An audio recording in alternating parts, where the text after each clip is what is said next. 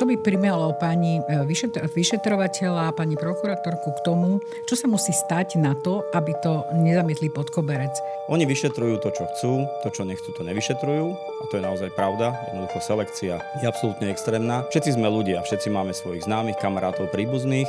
A keď jednoducho nie je vytvorený efektívny tlak zo strany poškodenej alebo rodiča, v tomto prípade poškodeného, tak jednoducho to upracujú takýmto spôsobom, ako upratali. Zaujímavé na tom je to, čo som povedal v úvode.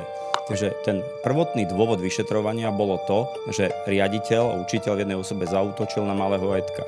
Ale v rámci toho vyšetrovania sa tam objavilo mnoho ďalších podozrení, ktoré si ten vyšetrovateľ jednoducho nevšímal a tým pádom celú vec uzavrel. A paradoxne pani prokurátorka sa s tým stotožnila, dokonca išla ešte nad rámec jeho rozhodnutia a povedala, že nejednalo sa ani o ublíženie na zdraví, iba o priestupok proti občianskemu spolužitiu.